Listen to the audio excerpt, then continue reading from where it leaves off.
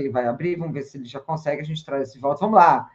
Agora, David, acho que agora deu tudo certíssimo, já está mais distante. Tudo bom? Parece, parece que sim. Tudo bem, André? Boa tarde aí para você, para todos e todas que estão aqui na comunidade 247. O evento está bem movimentado aqui.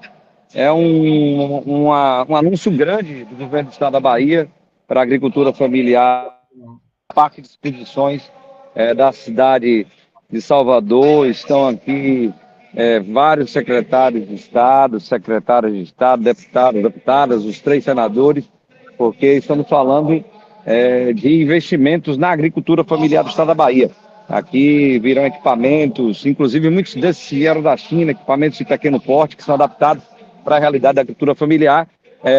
Com felicidade que a gente está aqui, porque o presidente Lula voltou e a agricultura familiar também voltou com toda a força. E o Plano Safra, não somente levando recursos para a agroindústria, para o agronegócio, mas também para a agricultura familiar. Repetindo, são 516 bilhões de reais que serão investidos em agricultores em todo o Brasil. David, assim, é mais do que importante esse tipo de notícia, porque durante muito tempo, né, o agronegócio ali tomou um lugar, inclusive, no respeito, né, à forma da gente entender a agricultura familiar, que acabava usando a agricultura familiar, né, e não chegando ali na ponta, né, o investimento ficando ali fechado para o agronegócio. Mas, David, você está aqui também por um outro motivo que, assim, quando a gente trata, e você realmente é vítima de várias, né? Várias vezes você sofre ali, né, um tipo de censura, mas essa é, no mínimo, absurda. Você ficou 77 dias sem acesso ao seu número pessoal do WhatsApp. É isso mesmo? Conta para a gente. Que arbitrariedade é essa? É contigo. Infelizmente, André, foi exatamente isso que aconteceu. Interessante que a extrema-direita fala de censura, de liberdade de expressão, e, na verdade, quem controla esses grandes veículos, as big techs, são, inclusive, elementos da extrema-direita mundial. E aqui estamos falando da Meta, nesse momento. Infelizmente, no dia 5 de maio, eu tive um bloqueio ex-permanente, porque vários bloqueios feitos na minha conta do WhatsApp. E, infelizmente, fiquei sem contato com mais de 10.500 pessoas, que são as pessoas que estão registradas na minha agenda, no celular, que tem esse registro em nuvem, mas que conecta-se com o WhatsApp. Imagine o prejuízo disso para nós que estamos falando com os petroleiros e petroleiras, trabalhadores e trabalhadoras, com os movimentos sociais, com agentes do Estado, com empresários, fazendo negociações coletivas, uma dificuldade enorme que tivemos durante todo esse período. E, pasme, André, a gente só teve de volta essa conta do WhatsApp porque houve um judicial, na verdade, 2 ações judiciais para nós termos de volta essa conta. Inclusive, a decisão ela é muito interessante, a sentença do juiz, porque demonstra a arbitrariedade, a censura que estavam estabelecendo, porque não conseguiram explicar os motivos pelos quais levaram aí ao bloqueio permanente da minha conta no WhatsApp, tentando limitar a minha atuação. E olha que é uma conta que eu utilizo há mais de 15 anos, dialogo com as pessoas de forma manual, não igual a eles fazem, que é automatizada via robôs, via um bando de celular, milhares de celulares em massa. Nós não estávamos fazendo isso, até porque não fazemos isso. Então, lamentável o que aconteceu, prejuízo enorme. Não sei nem o que aconteceu nesse período, né, de tantas pessoas que tentaram manter contato, tantas pessoas que eu estava tentando resolver problemas graves ou menos graves e que, infelizmente, nem tive condições de dar o acompanhamento. Então, aqui até uma oportunidade que agradeço a você, André, de estar explicando essa situação, porque teve muita gente que tentou manter contato e, infelizmente, durante todo esse período não tiveram êxito. Pensaram até que eu não gostaria de falar, mas, na verdade... Exatamente, né, ainda ficou uma saia justíssima, né? Pois é, imagina só. O que eles Imagina só. alegaram para tal arbitrariedade? Qual foi a alegação? Tem alguma justificativa? André, administrativamente nós procuramos o gerente comercial da Meta que tomava conta dessa conta em especial. E a única explicação que ele deu é que o comando, a ordem veio de fora do país, ou seja, veio dos Estados Unidos, da América do Norte, onde a central da Meta está instalada, e que alegaram um descumprimento de regras do WhatsApp. E, sinceramente, não descumpri nenhuma das regras, porque, como eu disse, não espalho fake news, não difundo mentiras, não difundo discurso, pelo contrário, combato a fake news, combato o discurso de ódio, combato o discurso que vem contra os direitos das pessoas, sejam direitos coletivos ou individuais, e até então não deram explicação alguma. E exatamente por conta dessa falta de explicação, que a sentença da Justiça ela veio muito forte, obrigando a Meta, em um prazo rápido, devolver a minha conta. Felizmente, a conta voltou. Os advogados que ingressaram com a ação são o Clériston Bulhões, eu quero agradecer para ele, o doutor Marcos Sávio Lobato, que fica em Brasília, e o outro na Bahia, que acompanharam de perto as ações. Eles estavam tentando entrar, um preso na audiência, outro tentando entrar aqui para conversar conosco, mas não sei na sala de espera. Não, David, e o que é pior, porque você que teve que juntar toda, né, enfim, a prova, mostrar para a justiça que você não tem nenhum crime que poderia vir a... Quer dizer, é a vítima que tem que se mostrar como inocente, né? É complicado isso, né? É demais. Interessante, André, como eu disse, né? Porque eles usam esse argumento de que nós, aqui no Brasil, queremos censurar a imprensa, censurar a mídia, censurar os meios de comunicação, censurar as big techs.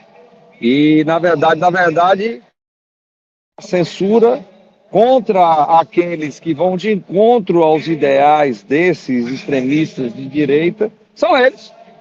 Eles que aplicaram a censura a partir aqui desse bloqueio de minha conta durante todo esse período. Esse é um debate muito importante porque o debate está em voga. Nós temos visto agora, por exemplo, diante desse ataque dos Estados Unidos da América do Norte, à soberania nacional brasileira, uma série de fake news sendo espalhadas pelas redes sociais, inclusive pelo WhatsApp, através das outras redes também, que também são da Meta, o Instagram, o Facebook, e nada acontece, inclusive com as pessoas que estão espalhando.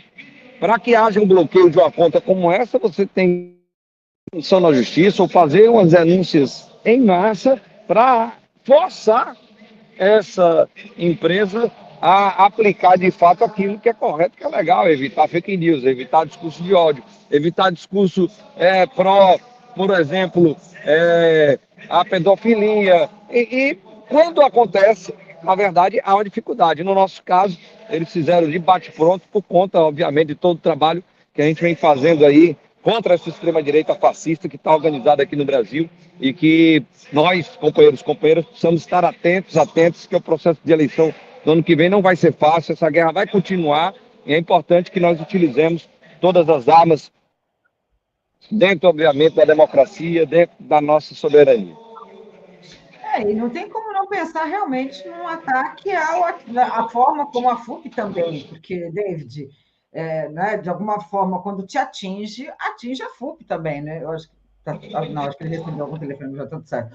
Não é porque isso atinge, inclusive, essa demanda, quer dizer, você tem uma demanda de conversa, e aí depois que eu entendi, porque isso começou a aparecer com outros contatos, quer dizer, porque você teve que realmente, durante 2 meses, resolver uma questão que é de uma vitalidade tremenda e afeta os resultados do trabalho que você tem na FUP e denúncias também, né, David? Tem uma denúncia importante. André, sem dúvida alguma. Uma estatal, eu não tenho... né? Mais é uma estatal.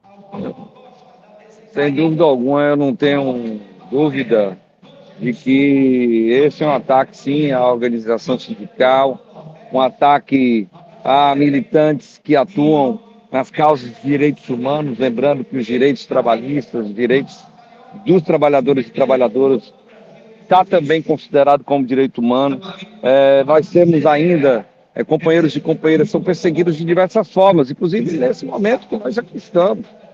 Tivemos agora recentemente uma companheira e companheiro do MAB que foram presos de forma indiscriminada, de 2 meses dentro de um presídio, sem ter feito nada de errado. Companheiros que lutam pela reforma agrária, no fundo do Feixe de Pasto, inclusive da Bahia, daqui do meu estado, somente agora que foram presos. Então essa é mais uma forma de intimidação, de tentar inibir a nossa atuação nas redes. O WhatsApp é uma ferramenta importantíssima.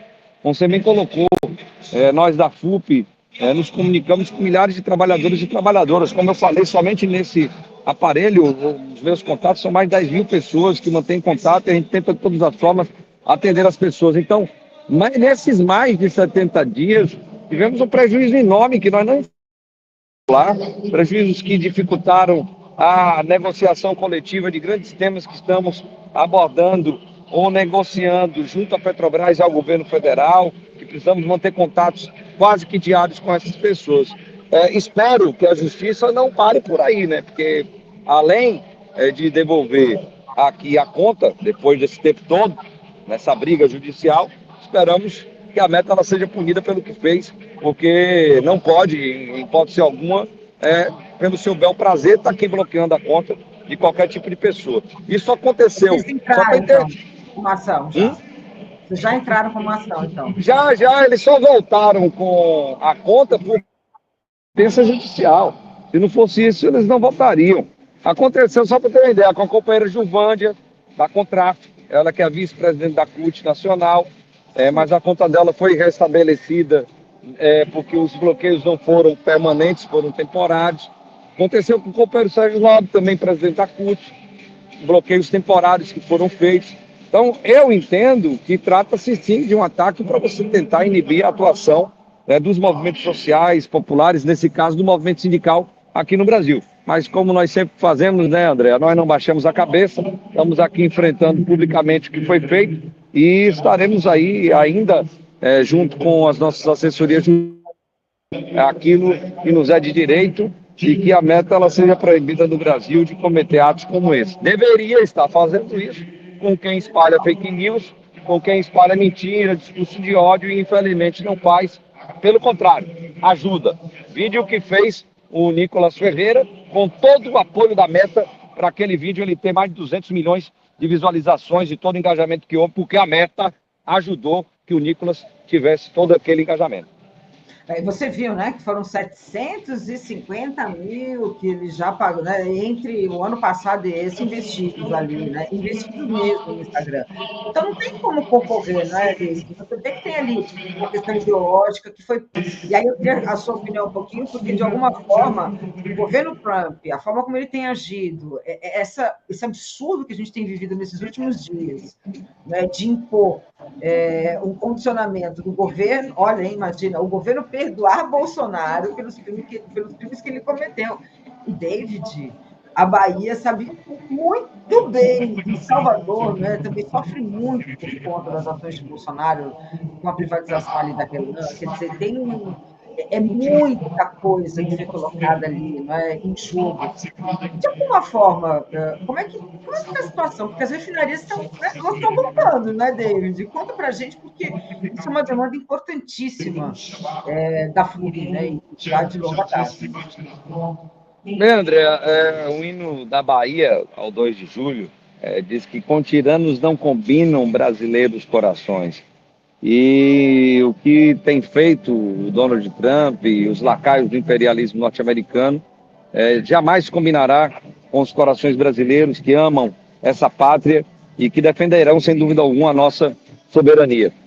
O nosso querido senador Jacques Wagner falou agora há pouco e disse exatamente isso, que nós não bateremos continência para a bandeira norte-americana, nós não seremos subservientes a um outro país. E com certeza ele que está indo agora numa delegação tirada pelo governo federal, composta não somente pelo Poder Executivo, mas também pelo Poder Legislativo, e visa fazer esse processo de negociação do Brasil com os Estados Unidos, e diz, o Brasil em momento algum vai se subjugar aquilo que quer os Estados Unidos. E nesse caso é atacar a soberania nacional por conta de um inominável, inelegível, que vai ser, sim, condenado pela justiça e vai ser preso pelo que fez. Uma tentativa de golpe de Estado um planejamento para assassinato do presidente Lula, do vice-presidente Alckmin, do então presidente da Suprema Corte Brasileira, Alexandre de Moraes. Ele precisa pagar por isso. Não somente ele, como atrás de 4 estrelas que estavam com ele,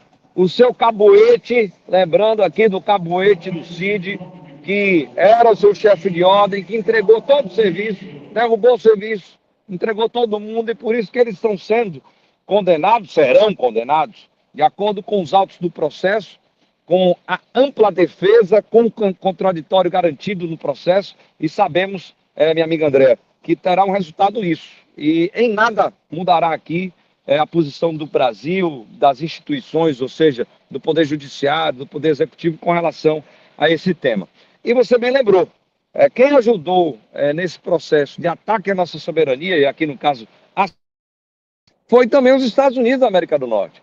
Todo o processo da Operação Lava Jato, que se inicia, na verdade, desde 2008, com influências diversas dos Estados Unidos aqui, trazendo uma embaixadora para o país que ajudou em golpes de Estado em toda a América Latina, deslocando sua 4ª frota aqui para a América do Sul, quando o pré-sal foi descoberto, roubando aqueles HDs da Halliburton que foram parar lá nos Estados Unidos, com a Lava Jato colocando uma série de empresas que se denominavam especialistas em compliance, que levaram todas as informações de todos os contratos da Petrobras para lá, foram eles.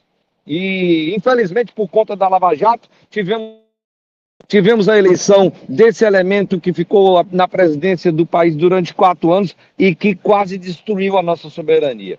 Só não privatizou a Petrobras por completo porque houve luta e resistência, mas, infelizmente, privatizou pedaços da Petrobras. E alguns desses pedaços foram as nossas refinarias, a refinaria de Manaus, a refinaria lá do Rio Grande do Norte, a refinaria da Bahia, a nossa RELAM, a refinaria do Paraná, SIC, 4 refinarias que foram vendidas. O presidente Lula agora faz todo o esforço, junto com a gestão da Petrobras, para ampliar a capacidade de refino aqui no Brasil, a partir da ampliação das nossas refinarias. Teremos aí, Andréa, até final de 29, mais 440 mil barris de petróleo que serão refinados. Diesel, gasolina serão produzidos nessas refinarias já existentes. Mas nós precisamos avançar para a recompra, a reestatização das refinarias que foram privatizadas. Ninguém aguenta mais no norte do país e na Bahia pagar o preço do combustível que aqui estamos pagando. O botijão de gás de cozinha aqui, André, está custando R$ 150. Em média, no Brasil, o botijão está custando entre R$ 102 e R$ 105. A gasolina, o diesel, os derivados que vão para a indústria química, petroquímica, são bem mais caros aqui no nosso estado. Então, o povo baiano hoje clama, junto com o Sindicato Bahia, junto com a FUP, que haja a reestatização da RELAM e que a Petrobras volte a ter o controle desse setor tão importante que é o refino e avance de novo e comercialização de combustíveis aqui no país, porque os preços podem ainda ser mais baixos, desde que a Petrobras distribuidora ela volte para o controle da Petrobras.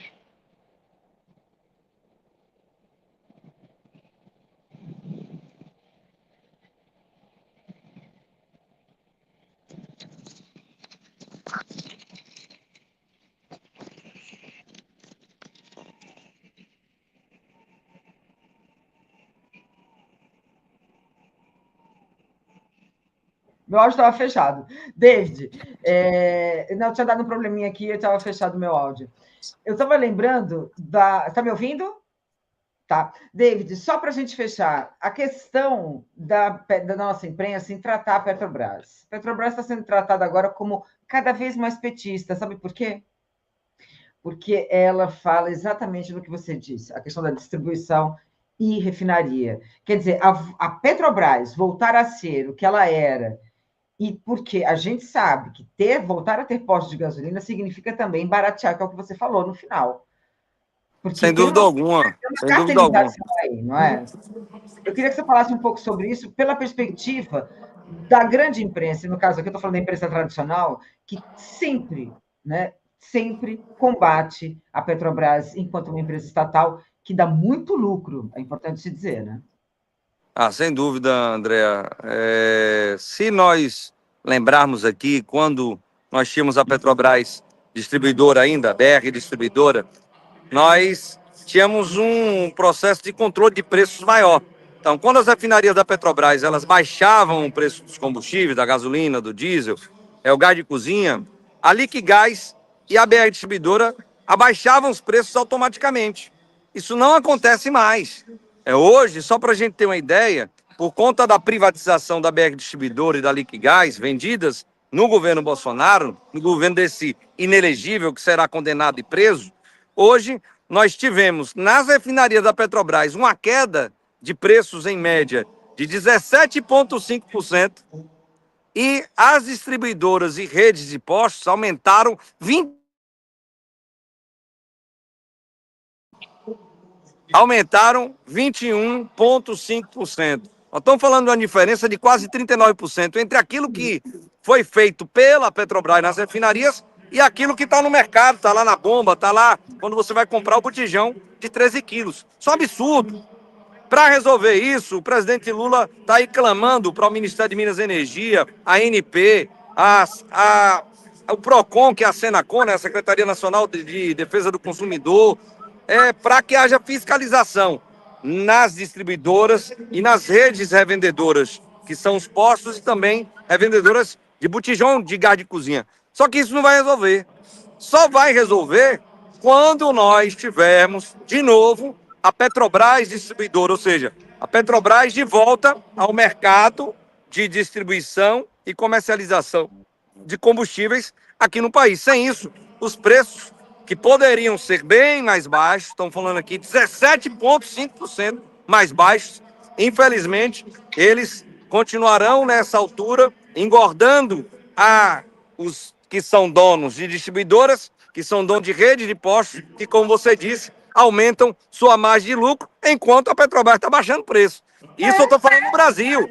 Na Bahia e em Manaus, isso é muito pior, porque os preços já saem extremamente altos das refinarias que foram privatizadas. Então é urgente mesmo, André, que haja essa decisão do Conselho de Administração da Petrobras para que a Petrobras ela retorne urgentemente para a distribuição e comercialização de combustíveis aqui no Brasil. O Brasil é o 6º maior mercado consumidor de combustíveis do mundo. Não podemos permitir que o Brasil, que é autossuficiente na produção de petróleo, que já tem um grande parque de refino e que vai avançar para a autossuficiência no refino, não tenha o direito de ter uma empresa brasileira que comercialize para esse grande mercado. Então, urge que isso seja feito. E sem contar, não é, David, que tem, né, muitas dúvidas, valeria até uma investigação desse processo de privatização, né? Porque, olha... André, além deles terem comprado a BR, eles levaram por 10 anos a marca Petrobras, a marca Lubrax, a marca Petrobras Grid, a marca BR Mania, todas as marcas que eram da distribuição e comercialização da Petrobras. 10 anos. Quer dizer, as pessoas hoje vão abastecer nos postos que são da Petrobras e nem sabem que aquele posto não é da Petrobras, que o dinheiro que ela compra ali não é da Petrobras, que a Petrobras não tem 1% das ações da Vibra, que aquilo é da Vibra. Tem um meme que tá rolando aí, daquele desenho que eu esqueci, Scooby-Doo. Quando você bota a máscara, você puxa, tá lá a cara da Petrobras. Quando você tira, é a Vibra. A pessoa não sabe o que é que tá rolando. Então, é importante que nós denunciemos isso e, mais do que isso, que estejamos aí nesse movimento popular de pressão para que o Conselho de Administração, que tem maioria dos indicados pela União, que esteja decidindo voltar para a comercialização e distribuição de combustíveis aqui no Brasil. Olha, tem mais um comentário aqui antes da gente fechar. O Cícero Matias, ele falou, além da ausência de fiscalização por parte da ANP, ele disse que as bombas de combustíveis são adulteradas para colocar menos combustível por litro. Então, nós tem esse tipo de jogo, não é? Enfim, todo mundo perde. David Bacelar, eu agradeço demais a sua participação. Passo para você fechar e até a próxima. André, eu que agradeço mais uma vez pela oportunidade de estar aqui com você, com toda a comunidade 247. Dar um beijo aqui para o nosso companheiro Léo, nossa companheira Daphne, o Marcelo Auler, a Tereza, a Márcia. São grandes companheiros e companheiras que fazem parte desse time maravilhoso. Nós precisamos lembrar que, sim, a democracia precisa ser sempre defendida, a liberdade de expressão, a liberdade de imprensa, e nos atacaram naquilo que eles dizem defender. Então, é sempre importante a gente desmistificar o discurso que eles utilizam para tentar ludibriar a população brasileira. Porque, na verdade, quem faz censura, controle da mídia, que é deles, são eles, a extrema-direita, que está internacionalmente organizada e que está aqui no Brasil, através das Big Techs, funcionando fortemente, difundindo uma série de mentiras, de fake news, discurso de ódio, inclusive contra o governo do presidente Lula. Mas vamos à luta, que a luta continua e ano que vem, com certeza, sairemos vitoriosos mais uma vez. Um beijo, André, muito obrigado. Não, David, valeu demais, viu? Muito obrigada, até mais, e agradeço também a presença de todos